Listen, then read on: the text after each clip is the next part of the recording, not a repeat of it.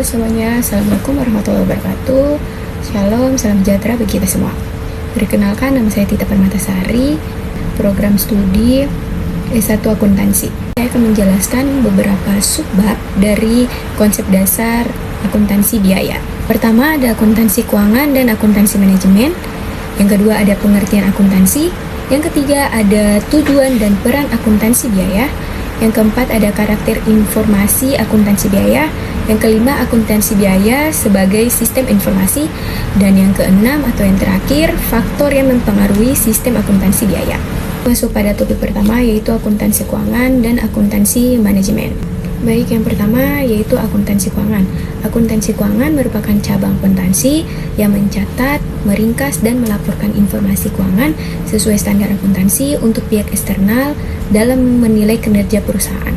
Yang kedua, akuntansi manajemen, yang dimana akuntansi manajemen merupakan cabang akuntansi yang menyediakan informasi keuangan dan non-keuangan bagi manajemen internal untuk perencanaan, pengendalian, pengambilan keputusan, dan yang terakhir evaluasi kinerja. Topik yang kedua yaitu pengertian akuntansi biaya. Akuntansi biaya merupakan proses mencatat, menghitung, dan melaporkan biaya produk, barang atau jasa dengan metode tertentu untuk membantu manajemen mengambil keputusan yang efektif dan efisien. Selanjutnya yaitu tujuan dan peran akuntansi biaya.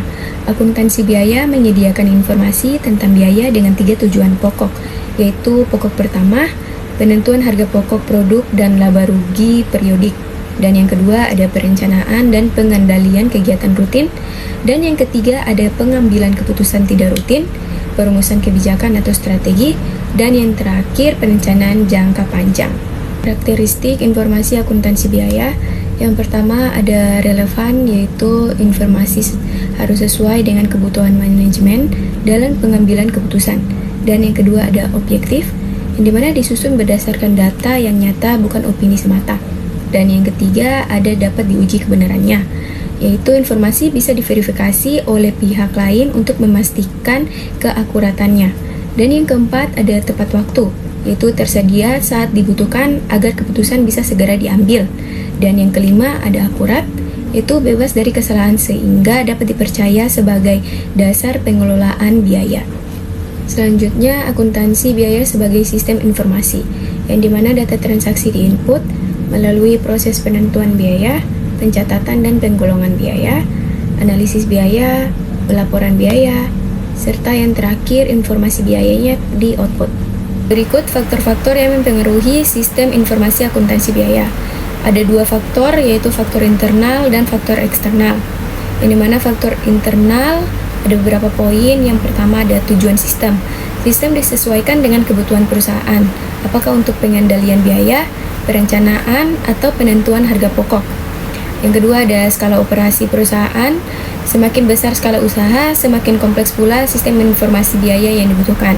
Dan yang ketiga ada tipe proses produksi, yaitu sistem berbeda untuk produksi massal, job order, atau jasa.